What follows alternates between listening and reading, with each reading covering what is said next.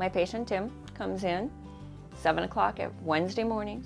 Been seeing him like that for a number of years. I always update the medical histories on my patients, and he said, well, I've had a change. I've been put on the kidney donor list. And I said, well, tell me about it. Well, I have a condition called PKD, polycystic kidney disease. It's a hereditary disease that eventually kind of destroys your kidney function. And at that point, the choices are dialysis or a transplant. They changed a little bit of what I did that day, just a few more x-rays, making sure he had no dental problems, because that can affect having surgery for anybody. So I do my normal routine. I start cleaning his teeth, and I'm just thinking in my head, I know a little bit about him. I know he has 2 sons.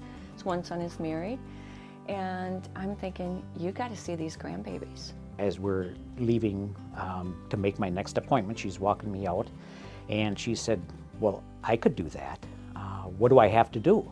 He's like, what? And I said, I'll try to donate. First of all, it took me by surprise, but luckily I carry a card with me that says what you do if somebody were to bring that up.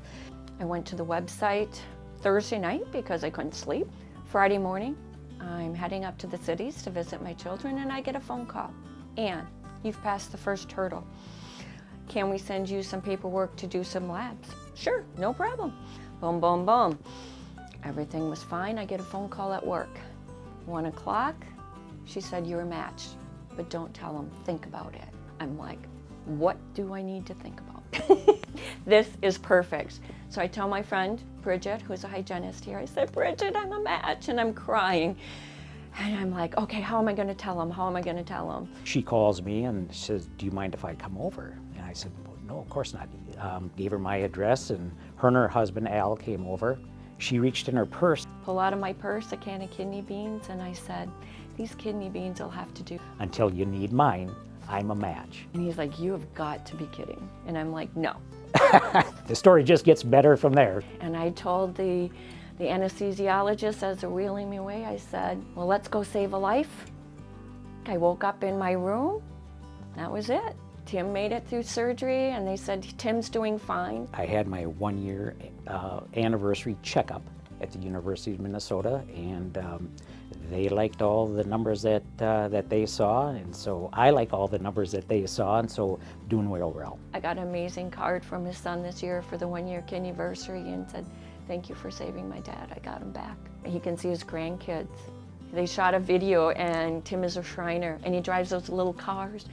And there he is, driving those little cars, and his grandkids are waving at him. I mean, he can do that again. He's healthy, he's good. I thank the Lord every night that Ann was out there, and that there are people like Ann out there. Typical waiting list is probably 3 to 5 years, depending on blood type, tissue sampling, things like that.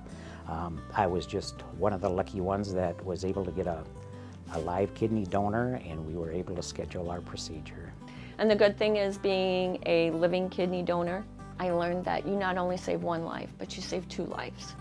Because I took him off the deceased donor list, and it moved somebody else up to get that from somebody else. It's a great way to help people when they don't have somebody to help them. There are people out there, whether or not it's a family member, a neighbor, a relative, or an altruistic donor, they're out there, so hang in there.